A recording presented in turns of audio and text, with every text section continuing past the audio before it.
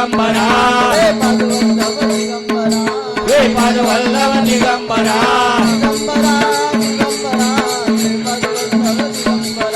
दिगंबरा दिगंबरा श्रीपाद वल्लभ दिगंबरा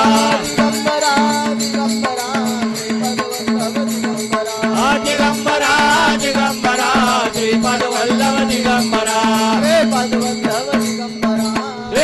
वल्लभ दिगंबरा श्रीपाद वल्लभ दिगंबरा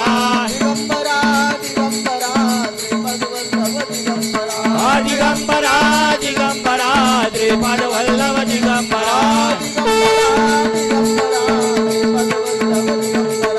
दिगंबरा दिगंबरा श्रीपाद वल्लभ दिगंबरा श्रीपाद वल्लभ दिगंबरा श्रीपाद वल्लभ दिगंबरा दिगंबरा दिगंबरा श्रीपाद वल्लभ दिगंबरा दिगंबरा दिगंबरा श्रीपाद वल्लभ दिगंबरा। आज गुरुवार आहे आणि गुरुवारच्या निमित्ताने आपण सर्वजण दत्त महाराजांच्या दरबारामध्ये जमलोय। विश्व चैतन्य सद्गुरू अण्णा महाराज यांच्या कृपा आशीर्वादाने, दत्तगुरूंच्या कृपा आशीर्वादाने आपण प्रत्येक गुरुवारी आणि पौर्णिमेला या ठिकाणी एकत्रित जमत असतो आणि जमल्यानंतर आपण अण्णांनी जे ज्ञान सांगितलेलं आहे ते ज्ञान समजून घेण्याचा आपण प्रयत्न करत असतो। म्हणून आज प्रथम त्यांना आपण वंदन करूयात। दत्तगुरूंना सद्गुरूंना वंदन करून आपण पुढील भाग समजून घ्यायचा आहे की आपण आज गुरुवार आणि मराठी महिन्याप्रमाणे हिंदू पंचांगप्रमाणे आपण नवीन वर्षामध्ये सुरुवात केलेली आहे। आज नवीन वर्षाचा पहिला दिवस म्हणजे गुढीपाडवा। चैत्र शुद्ध प्रतिपदा आज सुरू होतो आणि चैत्र महिना म्हणजे सर्वत्र निसर्गाने एक नवीन पालवी रूपाने सर्व वृक्षांना जीवन देतं आणि त्या पालवीच्या माध्यमातून वृक्षांना एक हिरवा बहर तयार होत असतो। हे कोण करतं तर प्रत्यक्ष परमेश्वर करतो, कारण की निसर्ग हा परमेश्वराने निर्माण केलेला आहे आणि त्या निसर्गामध्ये आपण सर्वजण राहतोय। आपण सुद्धा तो एक भागच आहे, परमेश्वराने निर्माण केलेला आहे आणि त्याचमध्ये आपण राहतोय। झाडाला पालवी फुटते, त्याला नवीन चैतन्य मिळतं, मग माणसाला का मिळणार नाही असा प्रश्न आहे। मग त्यासाठी काय करावं लागतं तर झाड बघा, झाड एका जागेवर स्थिर आहे, ते इकडं तिकडं पळतंय का? ते स्थिर आहे। ऊन असेल, वारा असेल, पाऊस असेल, सर्व बाजूंना ते सामोरे जाते आणि ते त्या जागेवर स्थिर आहे। म्हणून परमेश्वर त्याला नवीन चैतन्य, नवीन पालवी प्रदान करते। त्याच पद्धतीने माणसाने सुद्धा जर ठाम राहिलं, सुख असेल, दुःख असेल, कष्ट असतील, यातना असतील, त्या सर्वांना जर सामोरे गेला तर त्याला आनंद दिल्याशिवाय परमेश्वर राहणार नाही। असा यातला महत्वाचा भाग। म्हणून आपण स्थिर राहणं गरजेचं आहे, शांत राहणं गरजेचं आहे। कितीही काहीही झालं तरी वादळ वाऱ्याला न भीता, संकटांना न घाबरता, न डगमगता आपण तसंच ठाम आपली जर भूमिका जर ठेवली तर आपण सुद्धा त्याप्रमाणे आनंदाचा आनंद तयार करू। म्हणून झाडाला सुद्धा दत्त महाराजांनी गुरु मानलेला आहे।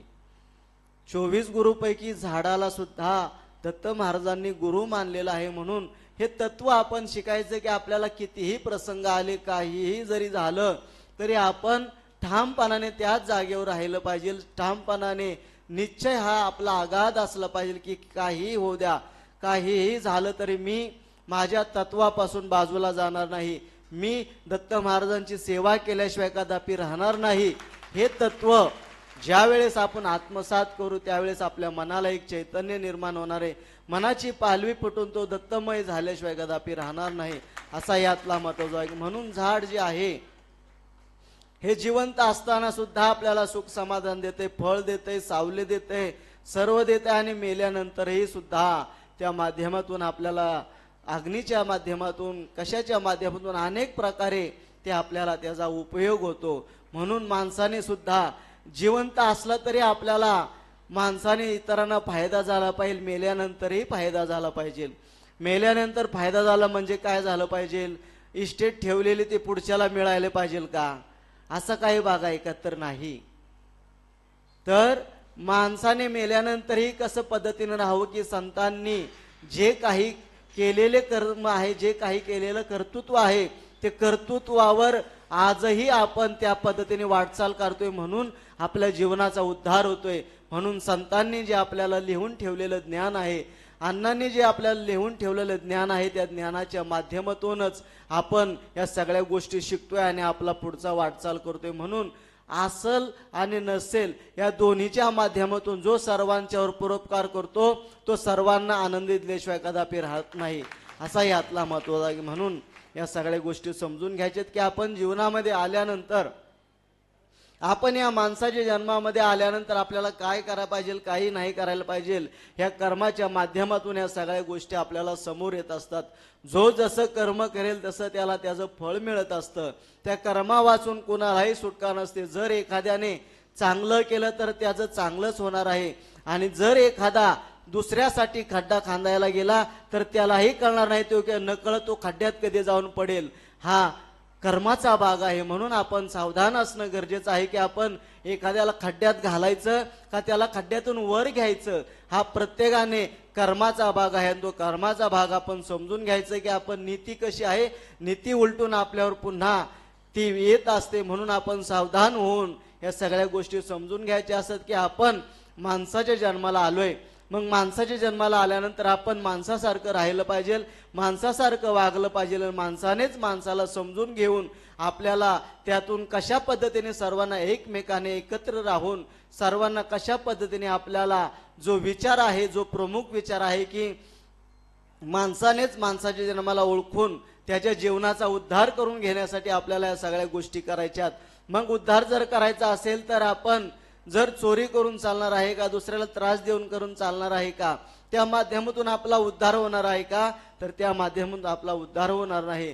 तर उद्धार जर व्हायचा असेल तर आपल्याला सर्वांना आनंदी ठेवलं पाहिजे, सर्वांना समाधानी ठेवलं पाहिजे, प्रत्येकाचं कर्म चांगलं झालं पाहिजे आणि चांगल्या कर्माच्या माध्यमातून आपण सतत परमेश्वराची आठवण काढली पाहिजे, परमेश्वराचं नामस्मरण केलं पाहिजे, परमेश्वराचं चिंतन केलं पाहिजे. आणि त्या चिंतनाच्या माध्यमातूनच आपले विकार हळूहळू नाहीसे होणार आहेत. त्या नाहीसे झाल्यानंतर आपल्याला आनंदाचा आनंद तयार होणार आहे. म्हणून आपल्याला समजून घ्यायचं की आपण या जगामध्ये आलोय, या भूमातेच्या पोटी आपण जन्माला आलोय आणि ती भूमाता आपल्या सर्वांची माता आहे. म्हणून या भूमातेला जर आपल्याला संरक्षित ठेवायचं असेल तर आपण त्या पद्धतीने निसर्गाचा ऱ्हास होऊन देता कामा नये. म्हणून आपण या सगळ्या गोष्टी समजून घ्यायचं की आपण माणसाच्या जन्माला आलोय. म्हणून या सगळ्या गोष्टी समजून घ्यायच्यात की आपण कशा पद्धतीने राहिलं पाहिजे, कशा पद्धतीने वागलं पाहिजे. जर आपण एखाद्याला जर वाईट नजरेने पाहिलं, एखाद्याला जर आपण चुकीच्या नजरेने पाहिलं, जर स्वार्थ मनामध्ये ठेवला तर तो स्वार्थ उलटून त्याच्याच अंगावर येत असतो. म्हणून त्यासाठी एक छोटीशी आपण गोष्ट समजून घ्यायची. की काय गोष्ट समजून सांगायची. एक व्यापारी होता. तो व्यापारी प्रवास करण्यासाठी रेल्वे स्टेशनवर गेलेला असतो आणि रेल्वे स्टेशनला गेल्यानंतर त्याची रेल्वे हुकते. रात्रीचा प्रसंग होता आणि रात्रीचा प्रसंग असताना तो त्या ठिकाणी त्याची रेल्वे चुकल्यामुळे त्याला थांबावं लागलं. पण जवळ धन दौलत सर्व काही होतं, पैसा होता, सोनं होतं, सर्व होतं. आणि ते सर्व असल्यामुळे तो घाबरू लागला की बाबा रेल्वे स्टेशनला थांबायचंय, पण आता कशा पद्धतीने थांबायचं, जवळ तर एवढं सोनं आहे, जर गेलं तर काय करायचं, चोराने एखाद्याने उचलून नेलं तर काय करायचं. म्हणून तो विचार करू लागला की काय करायचं, काय करायचं, काय करायचं. म्हणून त्याला अचानक स्टेशन मास्तर भेटले, ज्या ठिकाणी तिकीट घर असते त्या ठिकाणी गेला आणि त्याने वस्तुस्थिती सांगितली की बाबा माझी रेल्वे तर आता चुकलेली आहे, मला प्रवास करायचा होता पण मला रेल्वे चुकलेली आहे म्हणून आता उद्या ती रेल्वे आहे म्हणून मला रात्रभर या ठिकाणी राहायचंय, तर माझ्याजवळचं जे सोनं आणि पैसा वगैरे आहे तर ते आजची रात्र तुम्ही तुमच्या तिजोरीमध्ये ठेवा आणि हे तिजोरीमध्ये ठेवा आणि मला उद्या सकाळ द्या. असं सांगितल्यानंतर त्या स्टेशन मास्टरच्या मनामध्ये वाईट विचार आला. काय वाईट विचार आला की बाबा हे जर सोनं नाणं आहे तरी मला मिळालं तर काय होईल, म्हणून त्याच्यामध्ये वाईट विचाराला चक्र सुरू झाला आणि वाईट चक्र सुरू झाल्यानंतर त्याने ते वाईट चक्र चालू असताना त्याने त्या जो प्रवासी होता त्याला चांगलं जेवण घातलं आणि बासुंदी वगैरे घातली, जास्त जायफळ घातलं जेणेकरून त्याला गुंगी येईल आणि तो झोपेल म्हणून त्याने सर्व त्याला जेवण व्यवस्थित घातलं, पोटभर जेवण घातलं. मनामध्ये स्वार्थ होता, स्वार्थ असल्यामुळे त्याने त्याला जेवण घातलं आणि सगळ्या गोष्टीतून त्याला झोपायला एक खाट दिली आणि त्या खाटेवर त्याला झोपवलं आणि झोपवल्यानंतर त्याने विचार केला की बाबा याला जर आपल्याला सोनं पाहिजे असेल तर ह्याला रात्रीचं मारून टाकायचं आणि मारून टाकून त्याचा कार्यक्रम करून त्याला रेल्वे रुळावर टाकून द्यायचं. असा त्याने विचार केल्यानंतर त्याने ठरल्याप्रमाणे त्या गोष्टी केल्या आणि मध्यरात्री अंधार होता आणि अंधारा रात्रीमध्ये त्याने त्या सगळ्या गोष्टी केल्या. हा झोपला होता आणि झोपत असताना त्याने त्या माणसाला तोंडावर उशी ठेवली आणि त्याला मारून टाकला आणि मारून टाकून त्याला उचलून त्या रेल्वे रुळावर टाकून दिली. रेल्वे गेली, अंगावरून सगळ्या चिंधड्या झाल्या, सगळं झालं. दुसऱ्या दिवशी उठतो आणि तो स्टेशन मास्तर आनंदामध्ये होता की बाबा आपल्याला सगळं मिळालं. तो रात्री त्याला मारून टाकलं, तो त्याच्यामध्ये मस्त होता आणि दुसऱ्या दिवशी तो त्याच्या दुटीवर परत हजर झाला.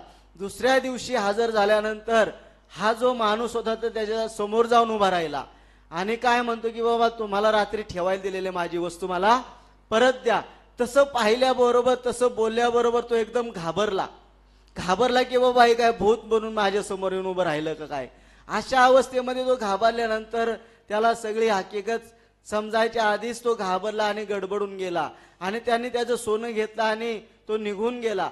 निघून गेल्यानंतर हे झालं कसं यावर तो विचार करू लागला आणि विचार करता करता त्याला वस्तुस्थिती समोर आली की रात्री नेमकं हा माणूस झोपी गेल्यानंतर ह्याला मच्छर चावू लागले आणि मच्छर चावण्याच्या नादामध्ये तो त्या खाटेवर उठून बाजूला जाऊन झोपला आणि त्याच वेळेस याचा मुलगा काही कारणास्तव बाहेर गेला होता आणि बाहेर गेल्यानंतर तो त्याच्या ठिकाणी येऊन झोपला. अंगावर घेऊन त्याचा मुलगा झोपला आणि त्याच मुलाला त्याने उशीने मारून टाकला आणि रेल्वे स्थानकावर टाकून दिलं.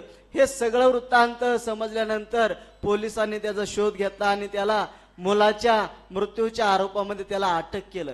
सांगायचं तात्पर्य एकच की आपण जर दुसऱ्याचं वाईट जर चिंतलं तर ते आपल्या बोकांडी बसल्याशिवाय कदापि राहत नाही, असा यातला महत्वाचा आहे. म्हणून आपण कधीही स्वार्थ बाळगू नये, पैशाचा लोभ नसावा. जे आपल्याला कष्टाने मिळाले त्याच्यामध्ये आपण समाधान मानावं. दुसऱ्याचं ओरबाडून जर घेतलं तर आपल्याला त्या माध्यमातून शिक्षा भोगावी लागते. म्हणून परमेश्वर कर्माला कुणालाही सुट्टी देत नाही. कर्म जो जसा कर्म करेल तसं फिरून त्याच्या माथी आल्याशिवाय राहत नाही. मग तो परमेश्वर त्यामध्ये हस्तक्षेप करत नाही, कारण की परमेश्वराने सगळ्या बाजूनी सूट दिलेली आहे. तुम्ही जर चांगलं केलं तर तो आशीर्वाद देणार आहे, तुम्ही वाईट केलं तरी सुद्धा तो आशीर्वाद देणार आहे.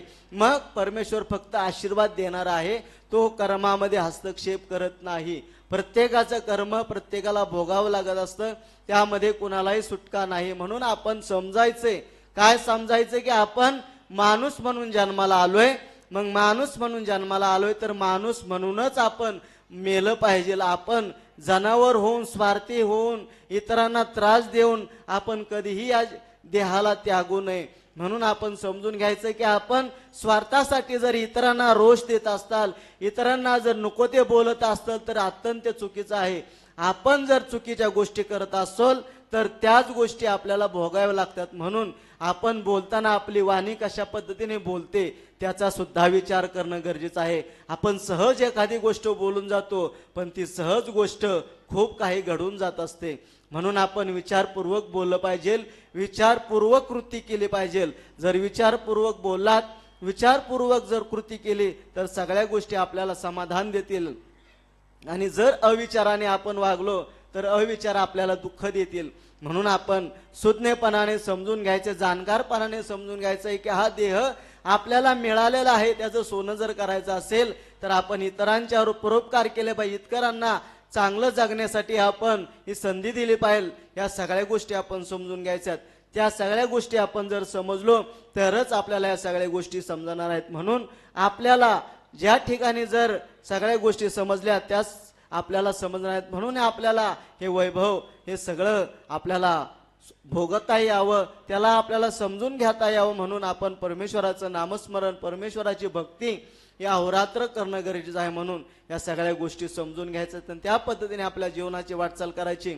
म्हणजे दत्त महाराज आणि अण्णा महाराज सर्वांचं कल्याण केल्याशिवाय कदापि राहणार नाही. म्हणून आज या चैत्र पतिपदेच्या दिवशी म्हणजे आज गुढीपाडव्याच्या दिवशी सर्वांनी याचा आनंद घ्यायचा. आणि त्याचप्रमाणे आज काय आहे, बलिदान दिन आहे. या राज्यामध्ये आपण राहतोय त्या राज्याला जे राज्य मिळवून दिले असे छत्रपती शिवाजी महाराज आणि त्यांचे सुपुत्र छत्रपती धर्मवीर संभाजी महाराज, त्यांचं बलिदान दिन. त्याच राजाने आपल्या सर्वांना सुख समाधान देण्यासाठी स्वतःच्या देहाची पर्वा केली नाही, स्वतःच्या देहाची पर्वा केली नाही. त्याने अखंड या प्रजेसाठी त्याने अख्खं आयुष्य झिजवलं. आणि त्याच राजाचा शेवट कशा पद्धतीने झाला, भयानक शेवट झाला की त्याने सर्व शरीराची चाळण केली, तरी सुद्धा त्याने आपल्या सर्वांच्यासाठी कधीही दुःख चेहऱ्यावर दाखवलं नाही. असा राजा आपला संभाजी राजा आपल्या सर्वांना हे शिकून जातो की या देहाला आपण जास्त विचार न करता त्या देहातून काय सत्कर्म घडेल, काय चांगलं कार्य घडेल यासाठी या देहाचा विचार करा. म्हणून त्याने देहाचा विचार केला नाही, कसलाही विचार केला नाही. त्या देहाला इतकं हाल झालं, इतका त्रास दिला, परंतु त्या त्रासातूनच त्यांनी सर्व गोष्टी सोसल्या, त्या आपल्या सर्वांच्यासाठी सोसल्या. म्हणून आपण सुद्धा तो विचार करणं गरजेचं आहे की आपल्याला या सगळ्या गोष्टी जर आपल्याला समजून घ्यायच्या असतील तर त्या पद्धतीने आपण सुद्धा आपलं जीवन जगलं पाहिजे. इतरांना समाधान देण्यासाठी आपण जगलं पाहिजे. आणि इतरांना समाधान ज्यावेळेस देताल त्यावेळेस दत्त महाराज तुम्हाला समाधान दिल्याशिवाय कदापि राहणार नाही, तुम्हाला आनंद दिल्याशिवाय कदापि राहणार नाही. म्हणून या सगळ्या गोष्टी समजून घ्या, समाधानाने समजून घ्या, आनंदाने समजून घ्या.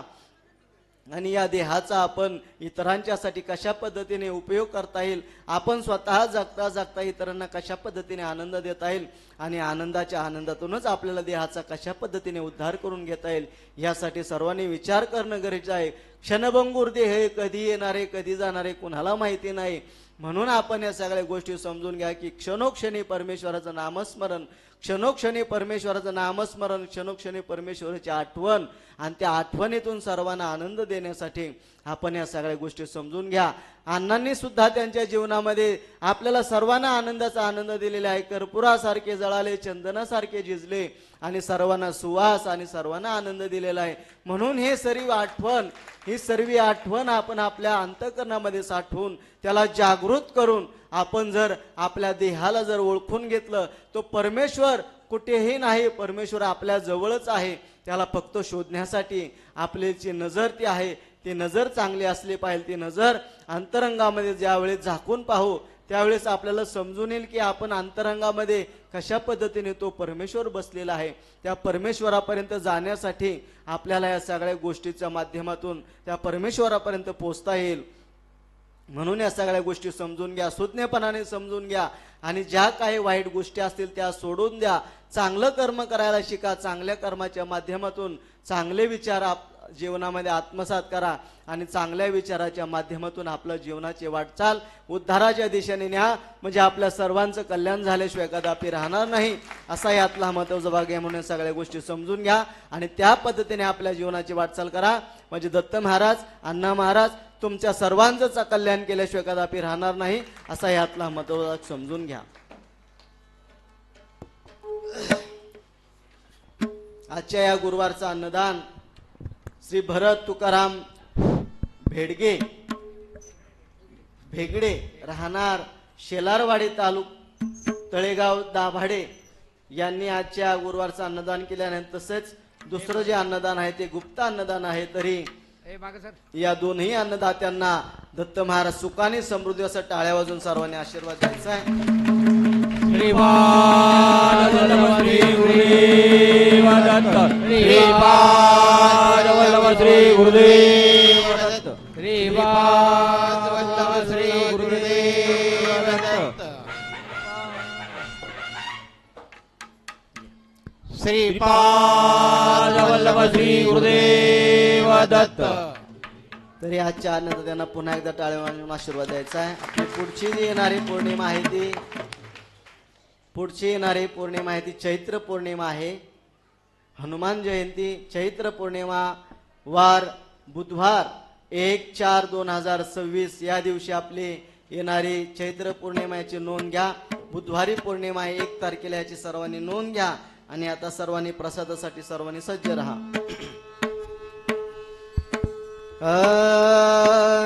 जय जय गुरुदेव दत्तात्रेय अनुसये सुता. जय जय गुरुदेव दत्तात्रेय अनुसये सुता. जय जय गुरुदेव दत्तात्रेय अनुसये सुता. जय जय गुरुदेव दत्तात्रेय अनुसये सुता. अत्रे अनुसये सुता. अत्रे अनुसये सुता. अत्रे अनुसये सुता. अत्रे अनुसये सुता. जय जय गुरुदेव दत्तात्रेय अनुसये सुता. जय जय गुरुदेव दत्तात्रेय अनुसये सुता. जय जय गुरुदेव दत्तात्रेय अनुसये सुता. जय जय गुरुदेव दत्तात्रेय अनुसये सुता. अत्रे अनुसये सुता. अत्रे अनुसये सुता. अत्रे अनुसये सुता. अत्रे अनुसये सुता. जय जय गुरुदेव दत्तात्रेय अनुसये सुता. जय जय गुरुदेव दत्तात्रेय अनुसये सुता. जय जय गुरुदेव दत्तात्रेय अनुसये सुता. जय जय गुरुदेव दत्तात्रेय अनुसये सुता. अत्रे अनुसये सुता. अत्रे अनुसये सुता. अत्रे अनुसये सुता. अत्रे अनुसये सुता. जय जय गुरुदेव दत्तात्रेय अनुसये सुता. जय जय गुरुदेव दत्तात्रेय अनुसये सुता. जय गुरुदेव दत्तात्रेय अनुसये सुता. जय जय गुरुदेव दत्तात्रेय अनुसये सुता. अत्रे अनुसये सुता. अत्रे अनुसये सुता. अत्रे अनुसये सुता. अत्रे अनुसये सुता. जय जय गुरुदेव दत्तात्रेय अनुसये सुता. जय जय गुरुदेव दत्तात्रेय अनुसये सुता. जय जय गुरुदेव दत्तात्रेय अनुसये सुता. गोपाला गोपाला देवकी नंदन गोपाला. गोपाला गोपाला देवकी नंदन गोपाला. गोपाला गोपाला देवकी नंदन गोपाला. गोपाला गोपाला देवकी नंदन गोपाला. देवकी नंदन गोपाला. देवकी नंदन गोपाला. देवकी नंदन गोपाला. देवकी नंदन गोपाला. गोपाला गोपाला देवकी नंदन गोपाला. गोपाला गोपाला देवकी नंदन गोपाला. गोपाला गोपाला देवकी नंदन गोपाला. गोपाला गोपाला देवकी नंदन गोपाला. देवकी नंदन गोपाला. देवकी नंदन गोपाला. देवकी नंदन गोपाला. देवकी नंदन गोपाला. गोपाला गोपाला देवकी नंदन गोपाला. गोपाला गोपाला देवकी नंदन गोपाला. गोपाला गोपाला देवकी नंदन गोपाला. गोपाला गोपाला देवकी नंदन गोपाला. देवकी नंदन गोपाला. देवकी नंदन गोपाला. देवकी नंदन गोपाला. गोपाला गोपाला देवकी नंदन गोपाला. गोपाला गोपाला देवकी नंदन गोपाला गोपाला गोपाला देवकी नंदन गोपाला गोपाला गोपाला देवकी नंदन गोपाला राधे.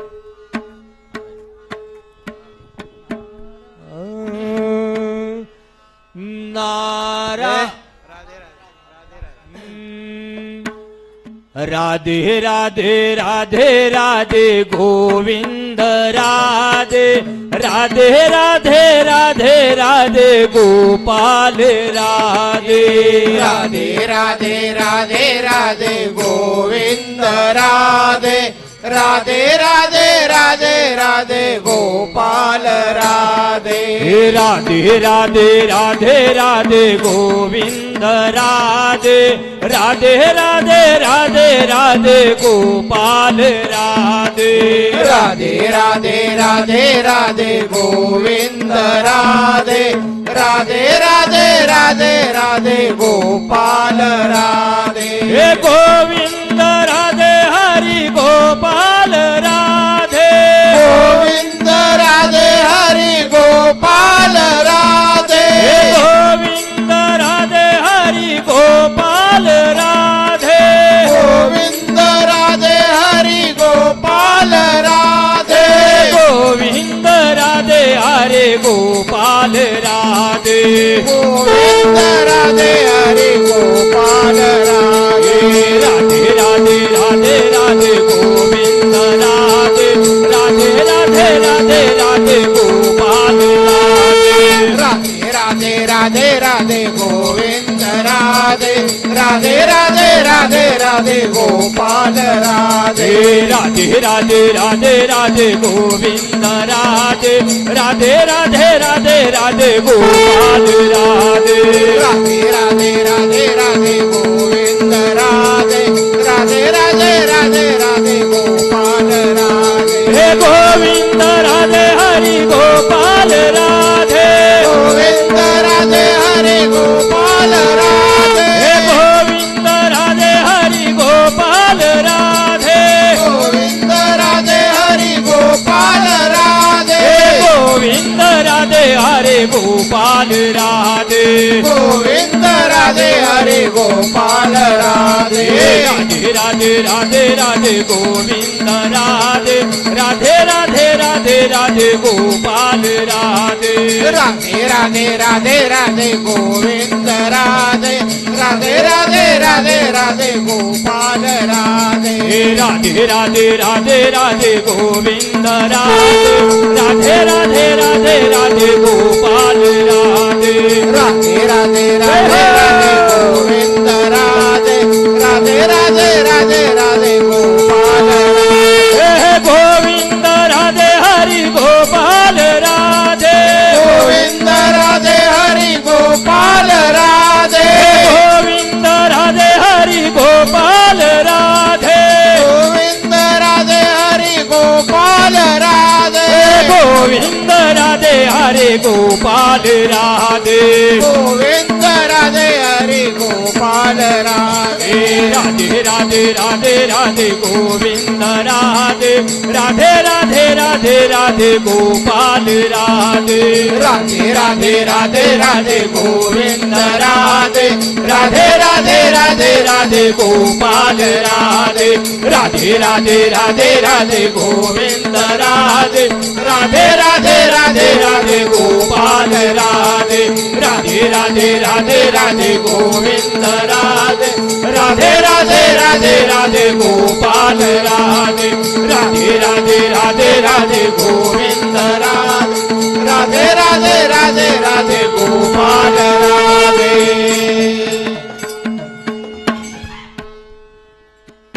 थोडं आभाळ आले त्याच्यामुळे तसं होतंय का आभाळ आले त्याच्यामुळे आवाज नाही का तुमचा हा बाहेर वातावरण तसं झालंय मग तसं होतंय का आवाज काय आहे ना मग तुमचा सर्वांनी नामस्मरण केलं पाहिजे नामस्मरणाशिवाय आपण नारायणपूरला येऊन काही सुद्धा उपयोग नाही म्हणून नाम हे सतत आपल्या मुखामध्ये असलं पाहिजे श्वासाश्वासाबरोबर नामस्मरण चाललं पाहिजे यासाठी आपल्याला हा अट्टहास करायचा आहे म्हणून आपल्याला या ठिकाणी शिकायचं आणि शिकून आपण घरी जाऊन तोच नामाचा ध्यास आपल्या अंतःकरणामध्ये चालला पाहिजे. म्हणून या सगळ्या गोष्टी आपण समजून घ्यायच्यात आणि नामाला महत्व द्या. बाकीच्या गोष्टींपेक्षा नामाला महत्व दिलं तरच ते नाम आपल्याला तारणार आहे. म्हणून आपण नामाला समजून घ्या. नामच आपल्याला तारणार आहे आणि प्रपंच आपल्याला काय करणार आहे. प्रपंच काय करणार आहे ते प्रत्येकाने समजून घ्या. म्हणून कशाला महत्व द्यायचं समजून घ्या आणि त्या पद्धतीने नामस्मरण करा मनाच्या अंतःकरणापासून. नारायण नारायण श्री गुरु नारायण नारायण नारायण नारायण नारायण हे गुरु नारायण नारायण नारायण नारायण नारायण श्री गुरु नारायण नारायण नारायण नारायण नारायण श्री गुरु नारायण नारायण नारायण श्री गुरु नारायण नारायण नारायण श्री गुरु नारायण नारायण नारायण श्री गुरु नारायण नारायण नारायण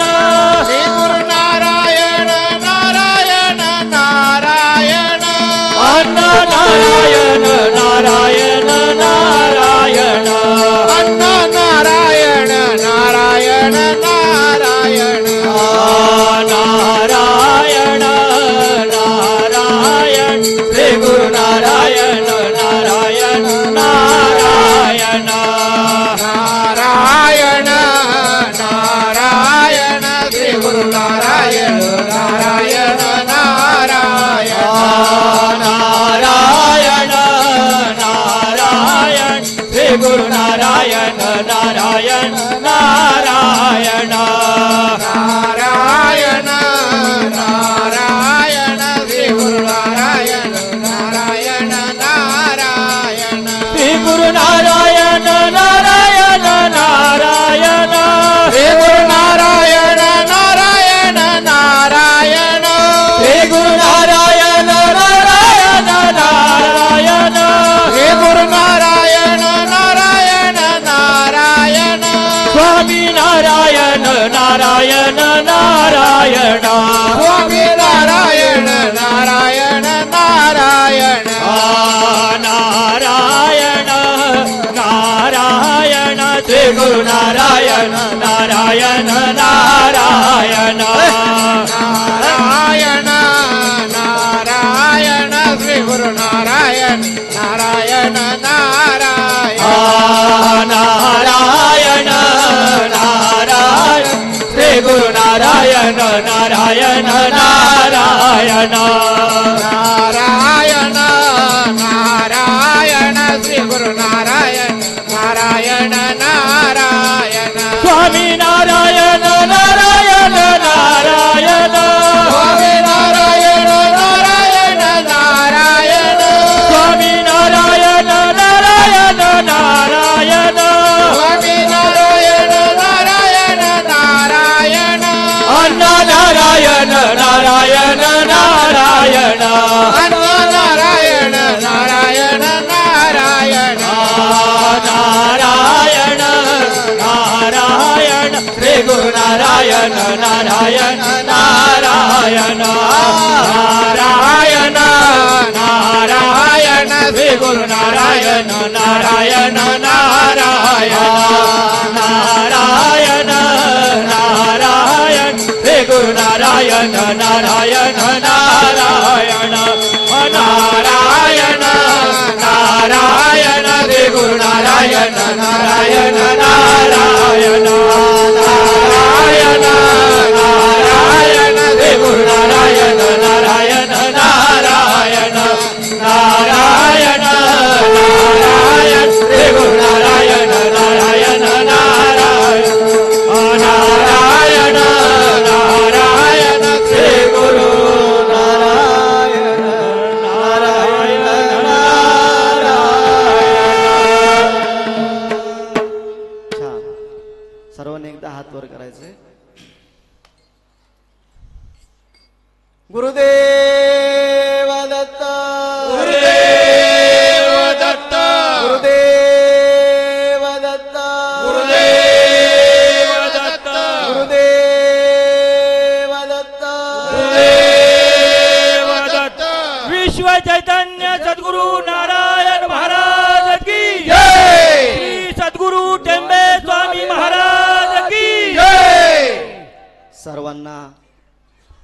दत्त महाराजाच्या वतीने अण्णा महाराजांच्या वतीने सर्वांना मनापासून आशीर्वाद आहे. सर्वांनी सुखी राहा, समाधानी राहा, आनंदी राहा आणि नवीन वर्षाच्या प्रारंभी काहीतरी चांगला संकल्प करा आणि चांगल्या संकल्पाच्या माध्यमातून काही व्यसन असेल, काही दुर्विचार असेल, काही दुर्बुद्धी असेल तर या ठिकाणी सोडून जा आणि एक नवीन पालवी, एक नवीन चैतन्य घेऊन जा.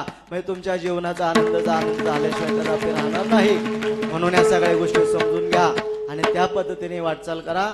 आणि आता आरती होईल. आरतीनंतर सर्वांनी महादोगिरी महाप्रसाद घ्यायचा आहे आणि भस्मदर्शनच्या रांगेतून भस्मदर्शन घेण्यासाठी वर यायचंय. द्या बेल द्या. ओ